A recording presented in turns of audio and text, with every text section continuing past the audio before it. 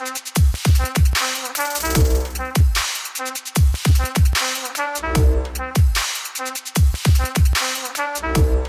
to the Circular Firing Squad. I'm Marty Gensius, a counseling faculty at Kent State University and host for Circular Firing Squad. We've got 6 members, 6 questions, and 6 answers for each question. Questions are generated by each of the squad members and run from the fervent to the feckless. Let's see who's with us in this episode. Hi, everybody. I'm Mitch Conrad, a graduate counseling student at Cleveland State University. Hi, everyone. Elliot Ingersoll, professor of counseling at Cleveland State and host of Apply Topically. Hey, everyone. Gina Martin, assistant professor at University of Wisconsin-Whitewater. Hi, all. Eric Perry, clinical faculty at Southern New Hampshire University and co-host of the Tech Savvy Professor. Hey, everyone. Jen Cook, associate professor, University of Texas at San Antonio. And Mitch, you're up with the first question. Sure. Let's get started. My question for everyone tonight is, what was your first published research article about? This is great. This one took me back. My mentor, Ansel Wold, he and I did a paper called Where in the Yang Has the Yin Gone in Gestalt Therapy? And there had been multiple comparisons of Gestalt therapy with Eastern philosophies. And we broke those down and we noticed that Gestalt was like trying to nudge their way into that kind of empirically validated treatment that, oh, that God we're all supposed to get down on our knees and worship, But he knew, I can't remember the Mandarin pronunciation. It might be Shengzhang, Al Huang. He's a Taiji master, and he did the pictographs that we were allowed to use in that paper. So it was and Al Huang, if you love Alan Watts, he was the person who finished Alan Watts' last book, Tao, The Watercourse Way, because Watts died of a heart attack.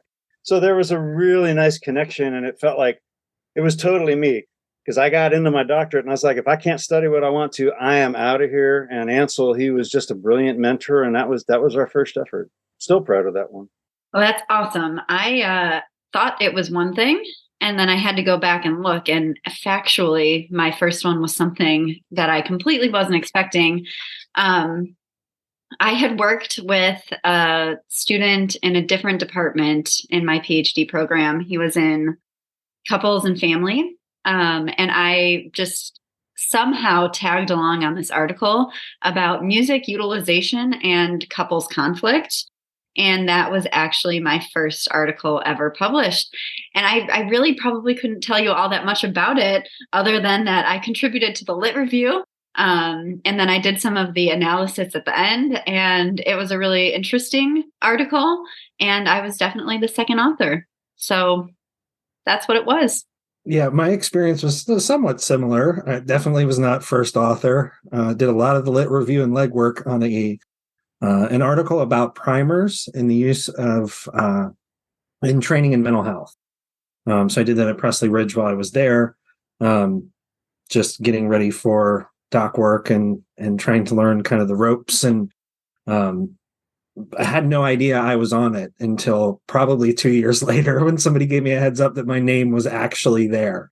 So it was really neat to kind of find that out later. But I feel like I should have known it at the time. Still, it's a good experience. My first article was conceptual, and I was first author on it. One of my master's professors, Dr. Shruti Polson, who is an absolute genius, had an assignment called the publishable journal article or something like this, like that we had to write a manuscript in the midst of our couple counseling course. And I wrote about using photographs with the genogram as a form of assessment in counseling.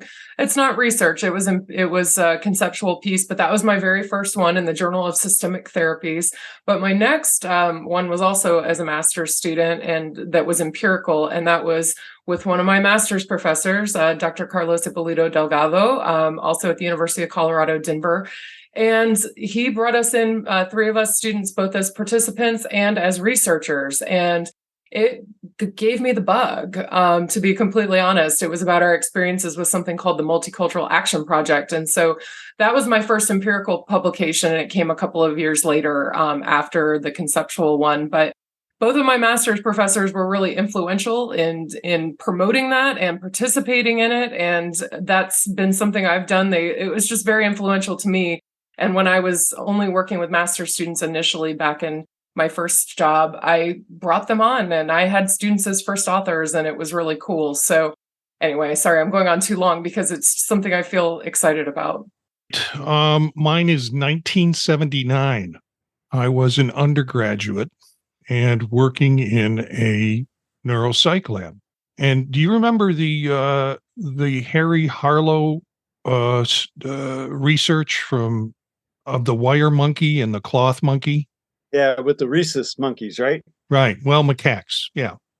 And we had Harry Harlow's monkey's brains. And what we were looking at was brain development in various parts of the brain based on their experience. And I was working in the lab just collecting data on dendritic branching and it's Greeno, Floater, Sackett. Gene Sackett was out at the Primate Center. Gensius and Kraft, who I think was also at the Primate Center.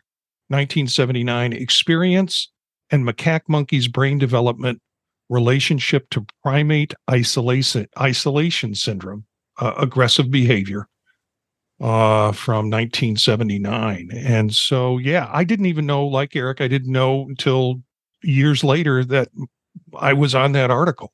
And since then had found a second article that came out 2 years later on a different piece of research that I was working on in the lab, or at least collecting the data for. Well, cool. Thank you, everybody, for sharing your answers. I know that I got published earlier this year for the first time with Dr. Stacey Lee Tom and Dr. Sungbin Oh on a human trafficking article. And I know that that experience has been really rewarding and consequential for me, going to OCA, presenting at OCA, doing a poster at OCA, now pursuing, trying to be a first author on something that I've been doing I feel like I've been working on an article based on something that we did at Cleveland State called the Teen Mental Health Summit, where we had 400 high school students come in and talking about what it looks like to implement a program like that, or a day like that. So just has been I don't know. It seemed kind of, I was reflecting on it writing after coming back from OCA, and I was like, oh yeah, this seems like such a cool thing to think about the first time that you wrote an article, right? My question is, how would you radically overhaul a career counseling course? Well, yes, obviously not try to get them a publishable manuscript after that. I think that this was a great question. I've never taught career counseling, but I did one of my internship experiences in my doc program at a career counseling center. And I was surprised at how rewarding that type of work was, and at how closely career work is often tied to identity. So I think I would shift a lot of the focus to identity, obviously add a large self-reflective component, self-awareness, and that kind of thing. Yeah. And I don't know, I don't really subscribe to many of the career theories, but I think that there's probably a small place for that in the class. Emphasis on small. Okay. So I actually kind of like career. It's one I like to teach, but I like to teach it kind of in my own way. There's things that you need to know for national exams. So a lot of the data that you'll find out there is that the NCE in particular, they tend to put these career theory questions on there. So there's a lot that I like to cover just to make sure that kind of content is there. But I think there's a lot more to be able to access for students to start that conceptual process, to start applying theory in kind of a safe way. Because career is light, it's happy, there's rainbows, there's shapes, there's all kinds of different things that you can jump into. It's not heavy in any kind of way. So if you're going to start conceptualizing and applying theory, this is a really safe way to do it. I love, the thing that I love about this too is that there's a lot of kind of modern adaptations. So I teach a section of it on career counseling theory, chaos theory. There's a chaos career theory that a couple of psychologists actually in Australia have authored, which is really cool to start to tie in, especially if they've had theories already and they've started to look at some of these postmodern things. I think there's a lot of fun that you can have with it, that it can be a really light place to start. conceptualization or even building kind of conceptualization skills without that kind of stress and heavy topic kind of stuff? Well, I've never actually taught the career course. This is one of the very few courses that I've never touched in any sort of way as a faculty member or as a doctoral student. However, I'm working with a colleague out of New York right now. We're putting together an IRB to study how he has transformed his career course from a social class perspective, Dr. Walid Sami. And I have to tell you, like, that definitely gets me going. I think you all know my love for social class and my real passion for trying to help people to understand how much it influences our decision making. And so when he told me that he had structured his career course this way and he wanted to collect data and try to understand it better, I jumped on it because I think that there's really something to this, because social class plays such a role in how we understand ourselves, how we understand our world, an inequality oppression type of structure of who is, keyed up early to go into the advanced placement courses and who's college ready. I, by the way, was told I was not college material. So I think that I would take a play out of his playbook, to be honest, if I were to teach this course and really take that social structural approach to understanding it. I mean, we've got to get the theories in there because students are going to be tested on them at the national level, but even critiquing those theories from a class perspective. And P.S., I even critique the one social class worldview model that's out there from a class perspective and think it's classist in some ways. So, I think that we can really do things in a way that can be meaningful and to understand ourselves better. I know that's been talked about already, but really, I think that structural approach would be right up my alley. I got to agree about the testing thing. NCE covers a lot of theories, some of which people just graze over, and also then labor statistics. And, that's not necessarily helpful. So I think we've got to get back to the practice of career counseling. I would suggest that if you want to revamp it, or if I were to revamp it, we used to, when I took career counseling, we had to give an assessment to another classmate. Then we had to videotape us giving that assessment to another classmate. Then we had to videotape us giving the results. I'm saying videotaping the results of the giving the results to the classmates. So it made us make it much more applied. Ironically, when I got my first job, I ran back from my meeting with the place that had given me the job, and I said to my chair of my dissertation back at my old university, "You're never going to believe what they're going to have me teach." And he said, "Career." And I said, "How'd you guess?" And he goes, "Because they give that to all new first professors and nobody else wants to teach it." Their understanding of why I was qualified to teach that course was because I had worked in EAP and had dealt with a lot of job loss and a lot of downsizing, and having to work with people who had just been told the job they've been working in for 20 years is not going to exist anymore. That's the kind of, I think, preparation in a career counseling course that should be going on, because that's what you're going to deal with in a clinical setting. It's, I think career is got a lot of wonderful things about it, and you can set your life goals, as long as you have that kind of entitlement to do that. But it's got some really nice, warm, fuzzy things, but it's also got some difficult things that generally our clients are driven in to speak with us about. Yeah, this is something that I've thought about since taking the initial career course in my program. One of the challenges was it was online and in the summer, and so we didn't have an opportunity to get those like practical experiences in class with other classmates, talking about something like role plays, practice counseling. Like, I think the more people are able to insert themselves into that role and practice, instead of just listening to, like, just hearing about the theories, is going to serve them well in their counseling career. Although obviously I think everyone's talked about how important it is for the NCE, right? There's a lot of relevant information there. I think that, I can think of my own counseling, like when I go, and most of the time throughout my life, one of the consistent themes has been talking about like what I want to do with my life, cultivating meaning and purpose. And I feel like career counseling is like, it's right up that alley. And so I just think there's always spots for people to like, I know someone was talking about like doing an assessment in class, right? Sharing it with working on it with a classmate. Like, there are practical things I think that we can be doing to not just learn about like the theories themselves, but also like how you would apply it inside of a counseling room, because people do go to counseling and they do care about, their jobs and their livelihoods and what it looks like to have a purposeful career and stuff. So, but it's still challenging, right? I think everyone's mentioned here that career is not the first class that everybody wants to teach. And so, I think that just comes with some challenges.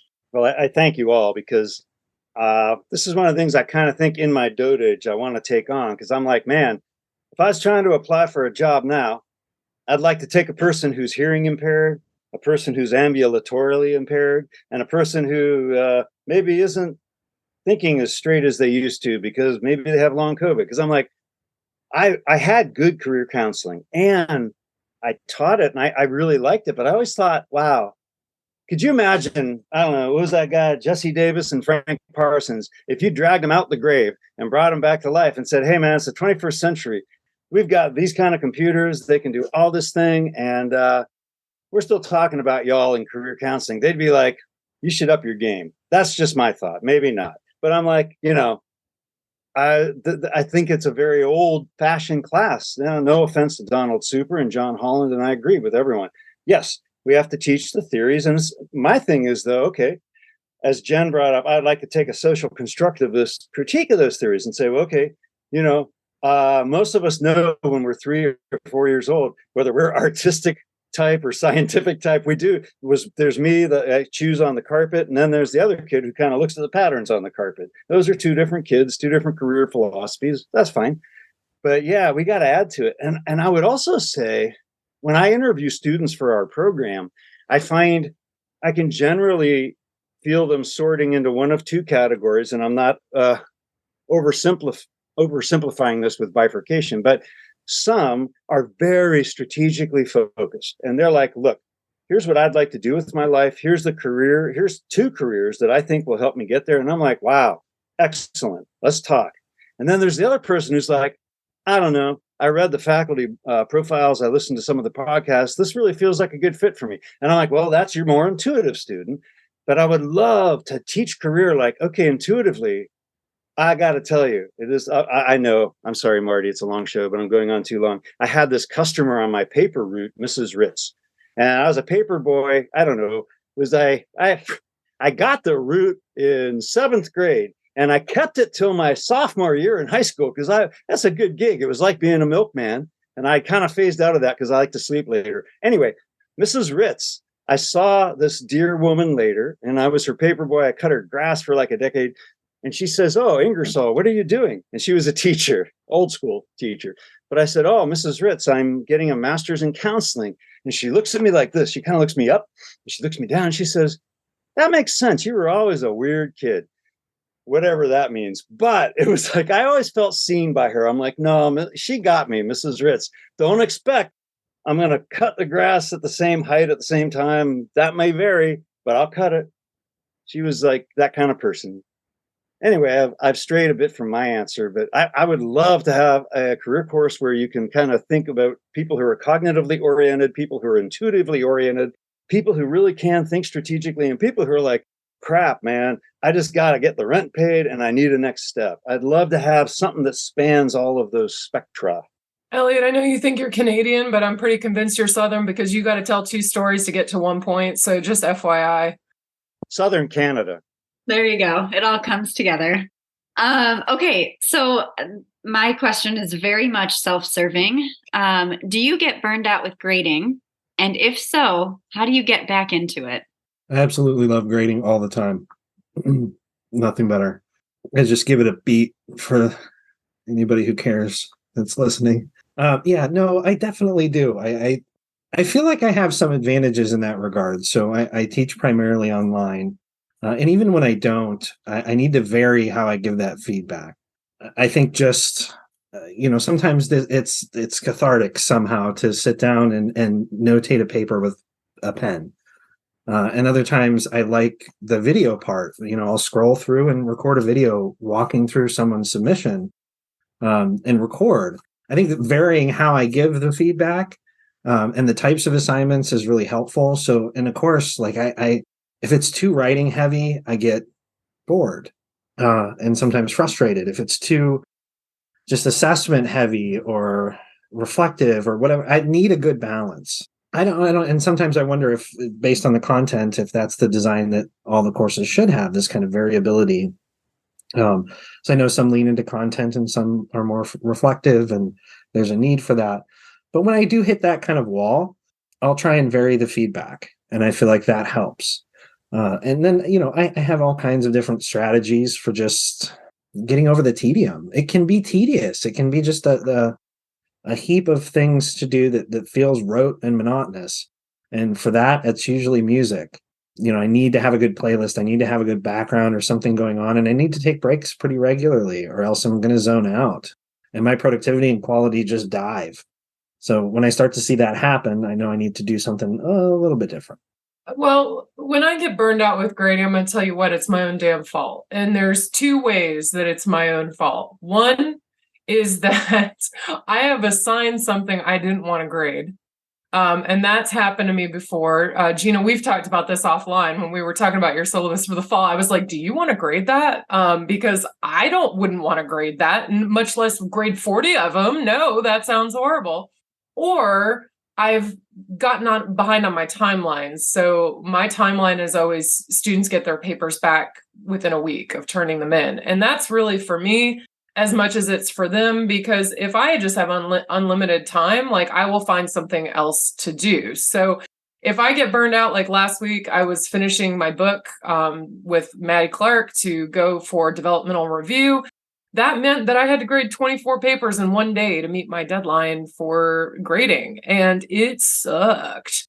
But it was kind of my own fault, but kind of not. I mean, it was one of those things, but I was like, the deadline helps me, and it helps me not to get burned out, because I know I do better if I grade 6 this day, 6 the next, spread it out.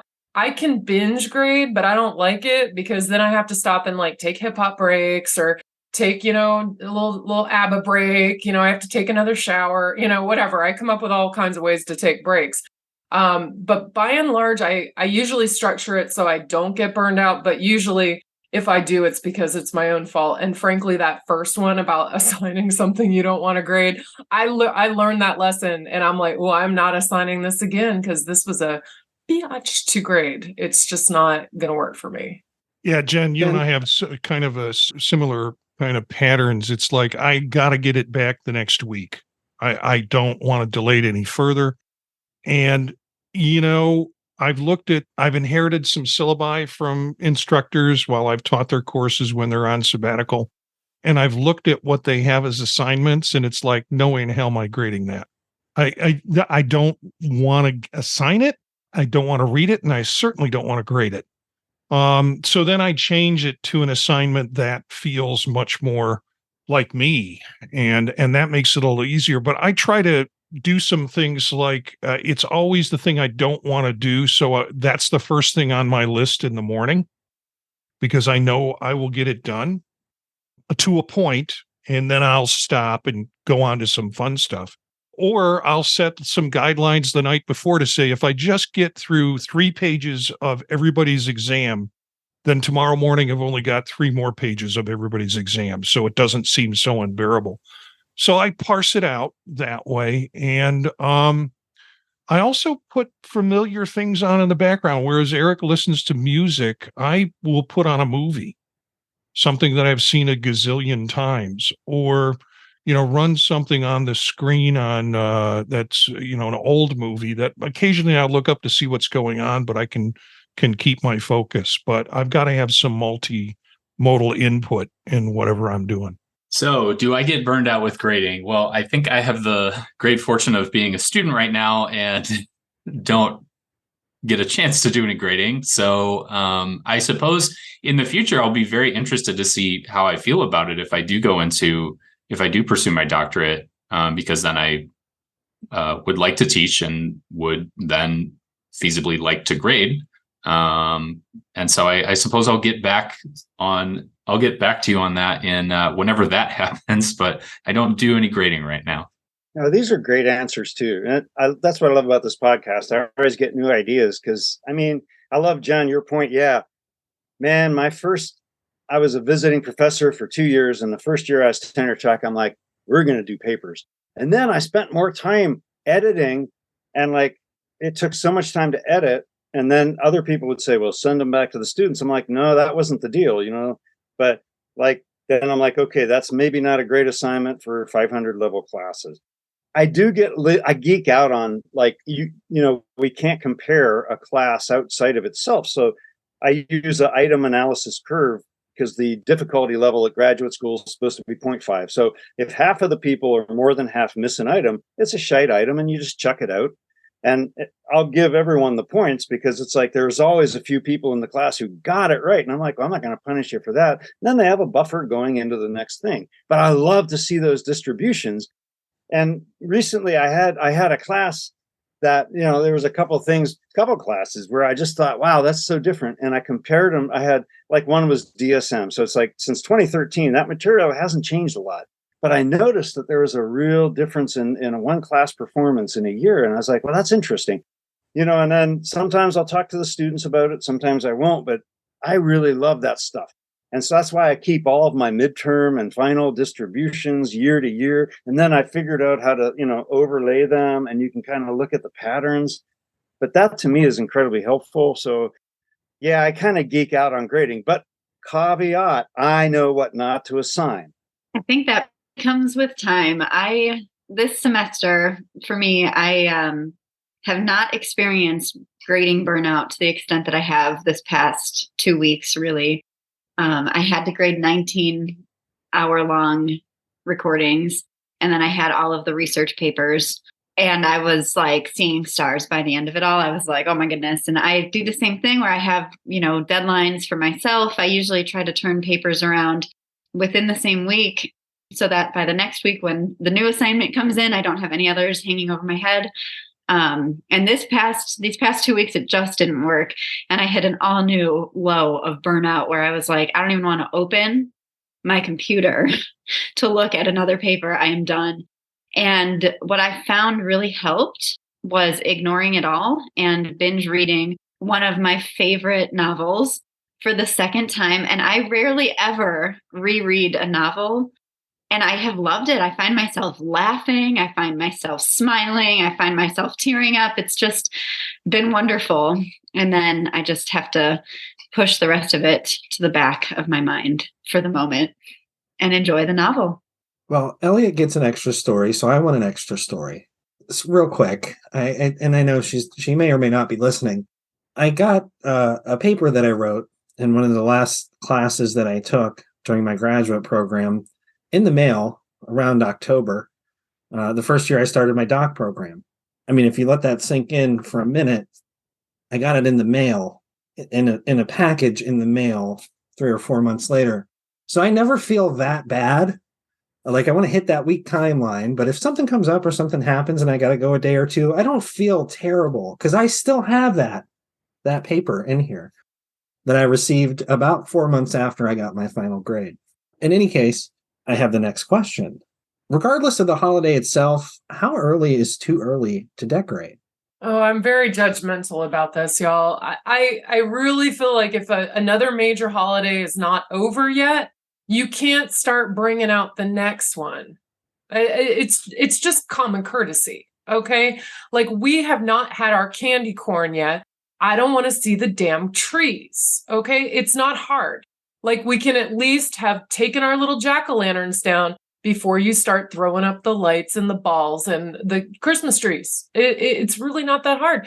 We haven't even seen a turkey yet, and y'all giving me Christmas wreaths. No. So my 2 cents is that you got to get through the major holiday before that and then you can start advertising the next one. I mean, this is where we could really use some feckless advertisers.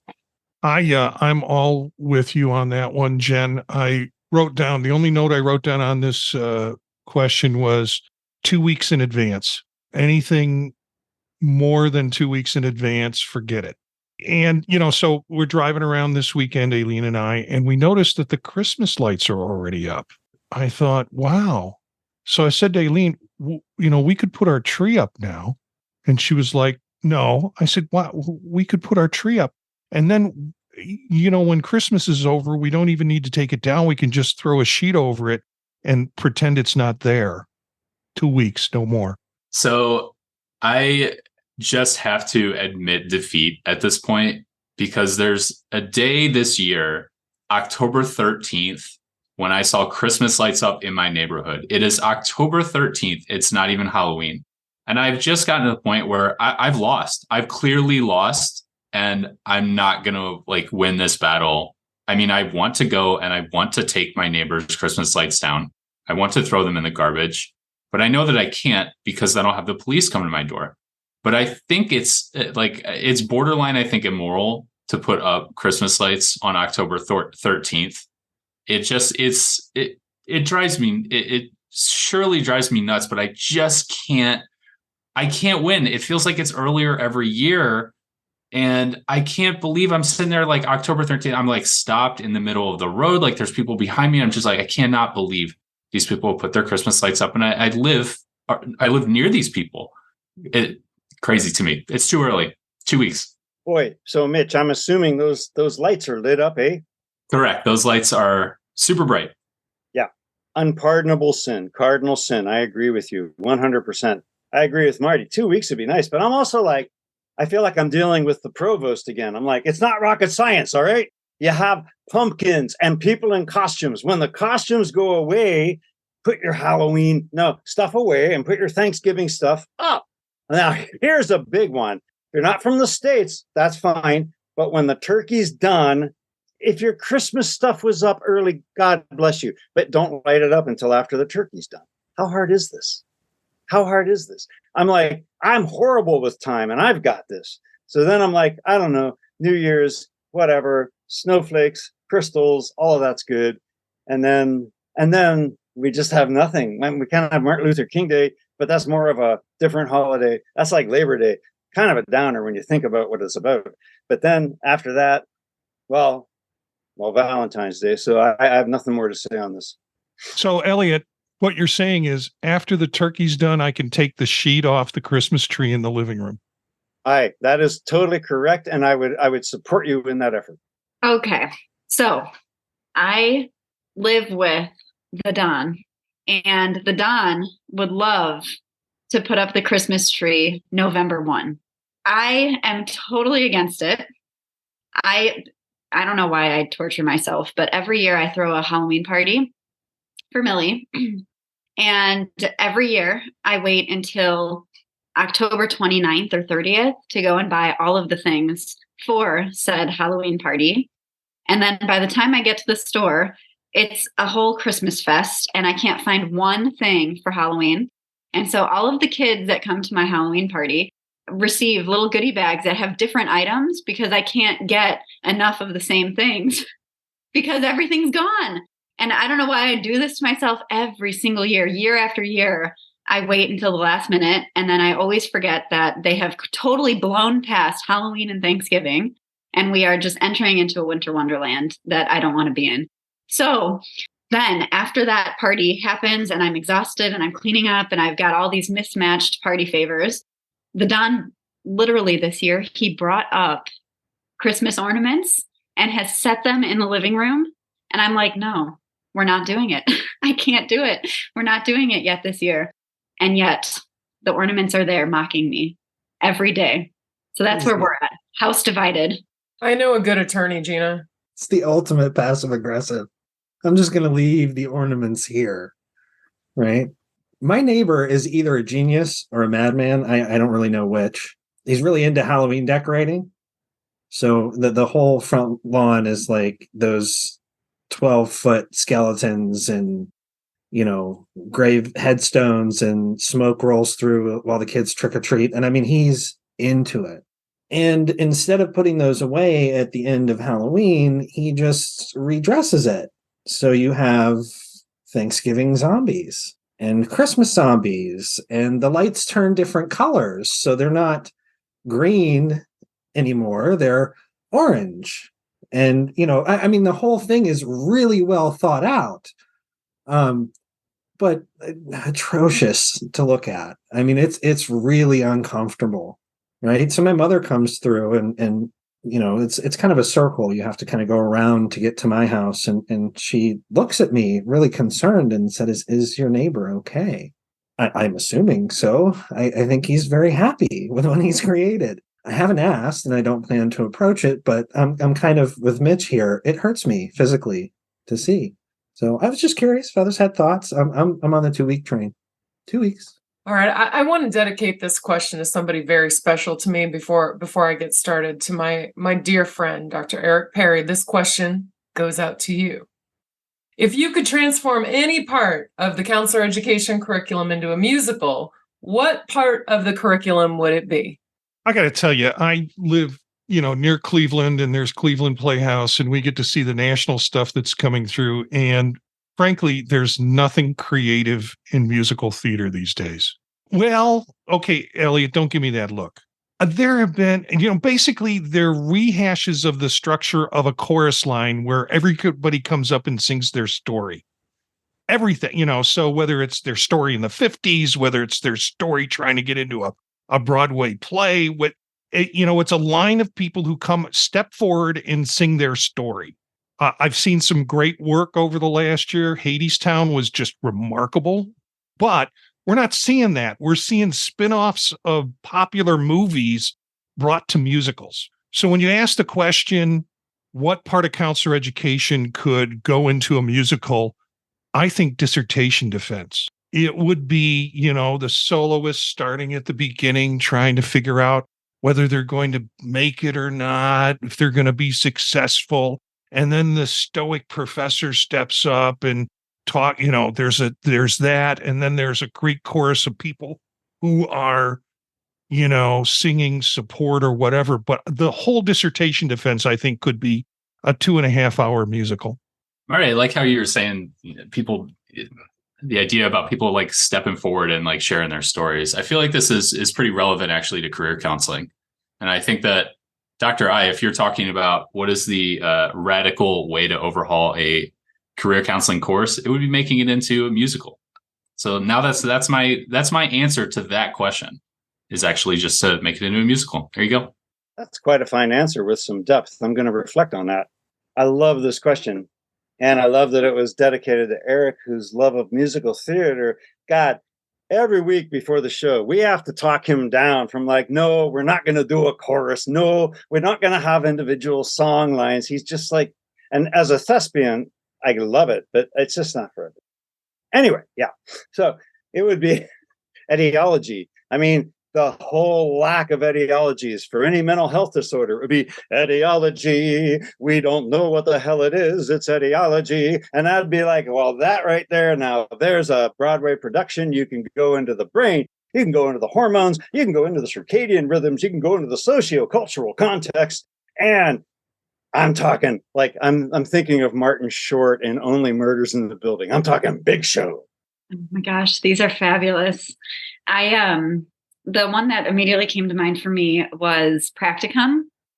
I can see the initial anxiety, and like the anxiety could be like a whole separate being, and it's just taking over the stage, coming in on both sides and like kind of like a ship. Recently I love some of the old like Greek mythology, and they put together some music for Odysseus, and I think it's fabulous. And this is totally like a nerdy thing. To go into Greek mythology, but I can totally see that for practicum. And every time I listen to it now, since reading this question, this is what's going to be in my mind, the anxiety of practicum. And then, the main character starts to come forth and have confidence, and then they're shot down by a client who tells them something, and it's great. I think it would be fabulous. Yeah. And there's like a whole darker kind of Greek chorus tugging him down every step of the way. But Yes. he perseveres. He perseveres. It's the Western democratic ideal of the individual, for love's sake. Perfect. Jen is clearly mad at me for something, and we're going to have to talk after the show because I feel like this was just to hurt my feelings, which is fine. I'll get through it. I engage in my own therapeutic work. I don't know. Thinking about the question, I feel like the interview process, right? That master's interview process or doctoral interview process would be great. There's a lot of tragedy, a lot of tears. I don't know. Maybe I've had this really weird experience myself, but I feel like it was really rough and emotional. There's people crying in hallways, and it's such a strange experience, especially if you go somewhere that's selective. And I found when I interviewed for mine, there were like 60 people there. They were taking 30, and we were doing the whole lifeboat exercise, and nobody knows how to answer. There's no right answer. There's just people kind of staring at your group process, and you don't even really know why you're doing what you're doing. So I feel like there's a lot that could happen there musically. I love that idea. I also love the idea of putting them into the interview process and making them come up with a musical. That's completely on the table for me as far as I'm concerned.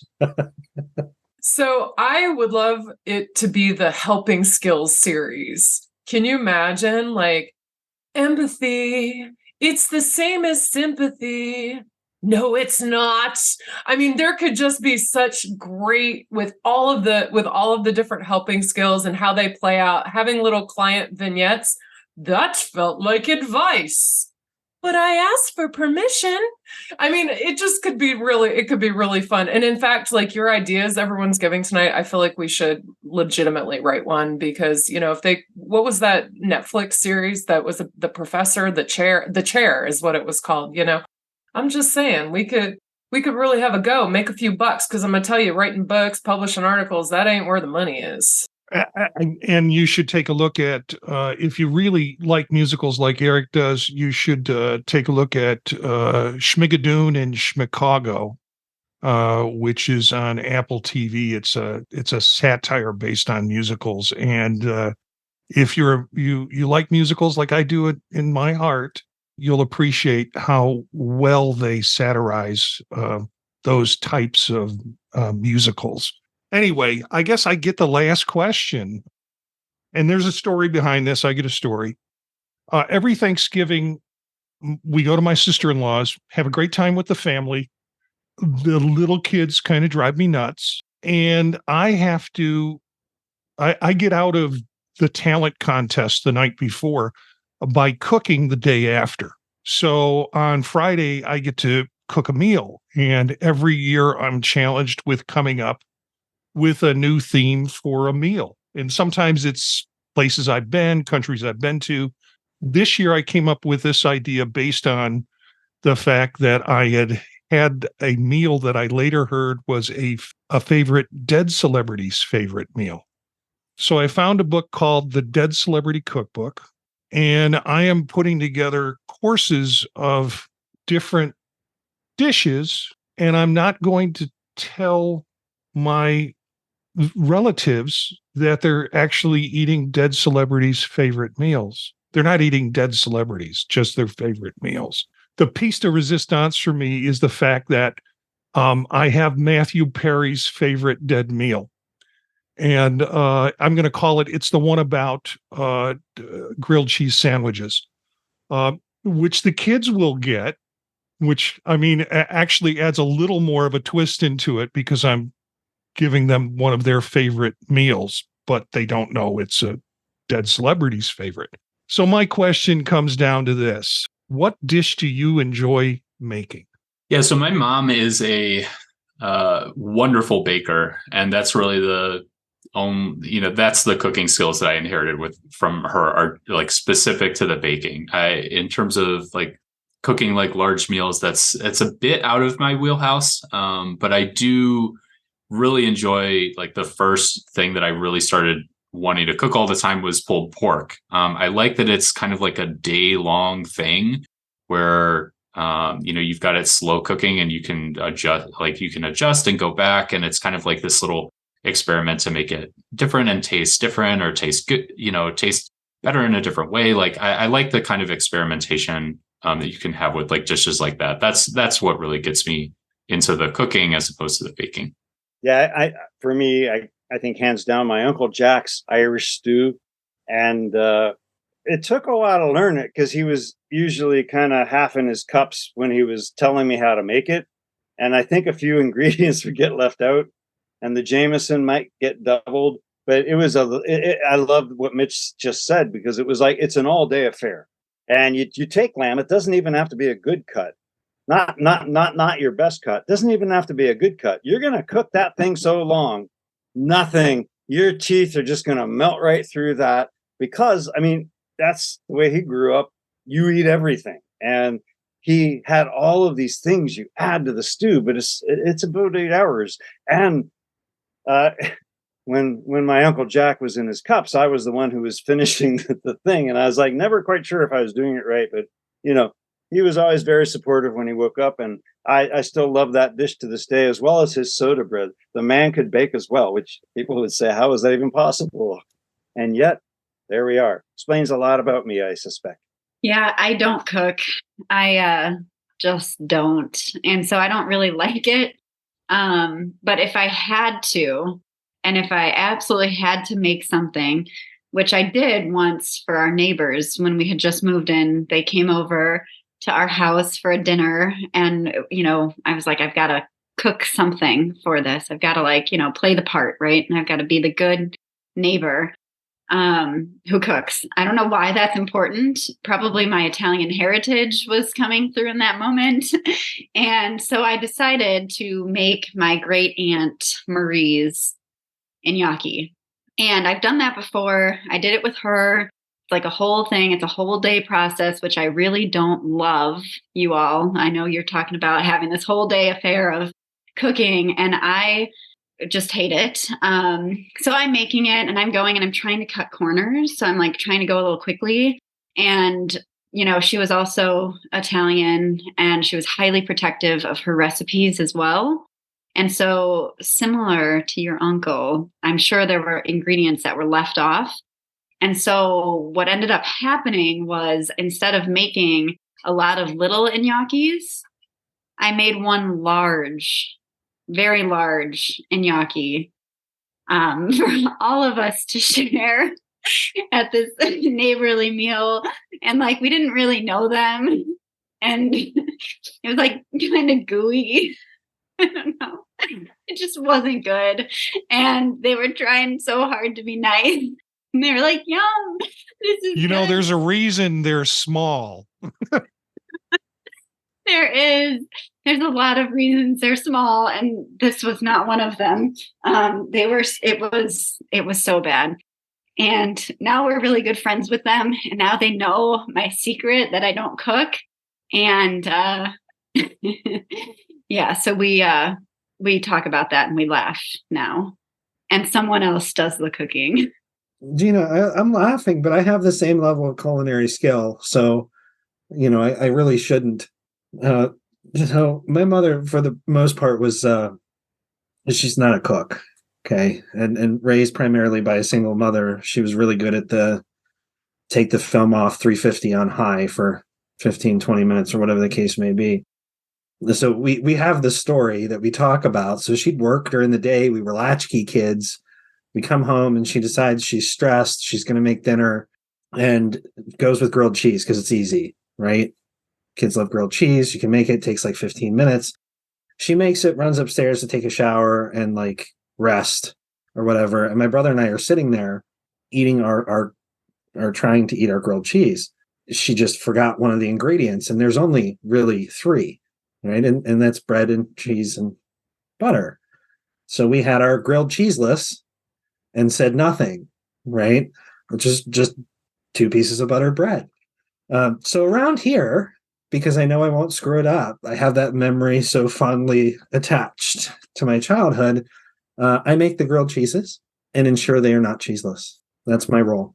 Oh, Gina, bless your heart. I'm still dying over here. I'm just thinking of this group gnocchi, it's like a pizza. And I cannot get that image out of my head. So Woo! Got to dial it back. I almost feel bad that I like to cook after these last two stories. I have been cooking my whole life. I always joke that I don't know when I learned how to cook because my mom always had me in the kitchen with her and she was always telling me what she was doing and, so on and so forth. So, I love to challenge myself by cooking things that are new or baking things that are new. I think that I've talked on the show about the stollen because that was such a triumph learning to make stollen and make all of the ingredients that go into the stollen, the candied fruit, the marzipan, the whole nine. I've been very proud of it and I'm continuing to repeat it. I've done it 2 years in a row and I'm going for year 3 this year.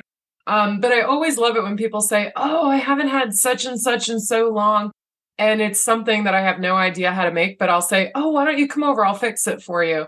And I know you're not supposed to make something new for the first time when you have guests over. That's sort of like Emily Post's main rule about like cooking.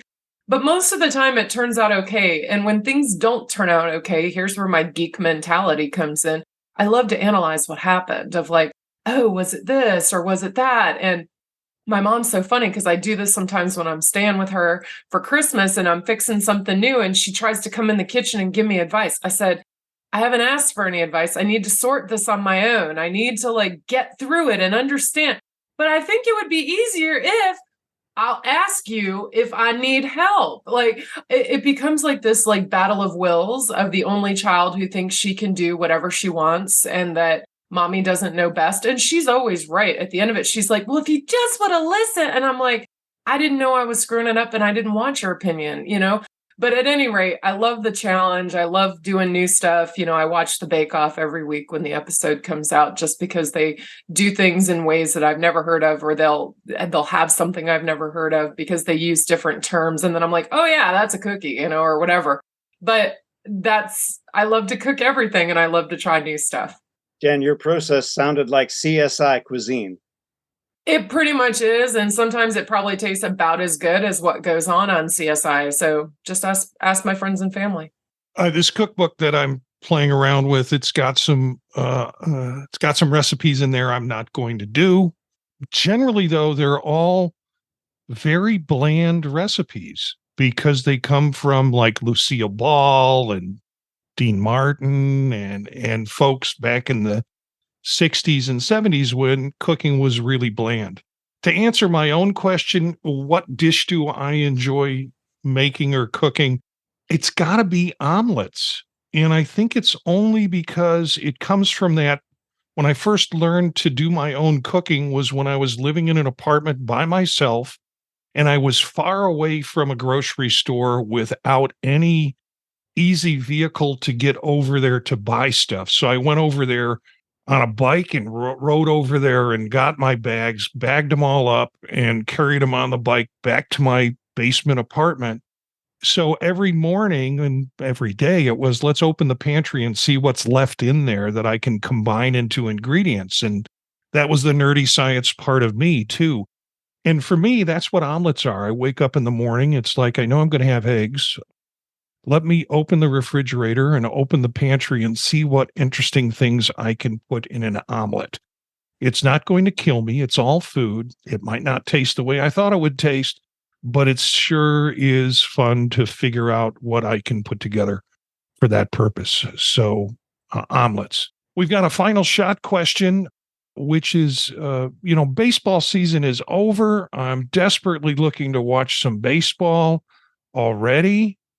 And I'm trying to find, there's got to be a country in the Southern Hemisphere where it's summer and they're playing baseball and they're streaming it. And I can't find it. But my question is, and the final shot question is, what's your baseball walk-up song? Yeah, so I'm going to go back to 1959, I think, with this one of my favorite songs of all time, which is Money, That's What I Want by Barrett Strong. Also, maybe something that you would use when going and talking to a provost or president at a college for, any specific reason. So that's a provost walk-up song. That too. Yeah. When I go to that office, yes. No, that's a great answer. And Yeah, I know that song inside out. I could sing the bass part, I could sing the guitar part, I can do the lead vocal, and I can smack myself on the head and stomp my foot about the drum part. Good choice. Mine would be Going to Hell by the Pretty Reckless. Okay, so I saw that this was like a hype up / intimidating song. So mine would be Sound of Silence. It starts, "Hello, darkness, my old friend." That would be kind of fun to walk up to. I'm going to go with Kendrick Lamar, Humble, one of my favorites. I realized, I know so much music, and I was trying to pick something that didn't have a really long lead in. And I realized that so much of the music that I love has these long intros. So this was really challenging for me. And I landed on Tom Petty's Running Down a Dream. Just to be clear, Jen, I was right with you, because the intro to Going to Hell is bum bum bum ba da ba da ba da da bum bum bum, and there's like 8 bars of it, and it's I tried to put that criterion there of 15, and that's what I read about them, 15 to 30 seconds long. You should be able to get the hook in. I went through a ton of them. Thunderstruck by AC/DC, Uncontrollable Urge by Devo, Hammer to Fall by Queen, and Shipping Up to Boston by Dropkick Murphy. But I'll tell you, everything that gets me in the baseball mood is Center Field by John Fogerty. And I know they play that at baseball games, but man, that starts out with such a hook. I'm ready to get into baseball. Thanks to the firing squad, Gina, Eric, Jen, Elliot, and Mitch. Look for some of these characters on their podcasts on thepodtalk.net. You can find out more about them at circularfiringsquad.net. Make sure and check out the Tech Savvy Professor podcast hosted by Eric and myself. Our theme music is from Menage a Quad, Real Swing Shet. That's it for this episode of Circular Firing Squad. Ready, fire, aim.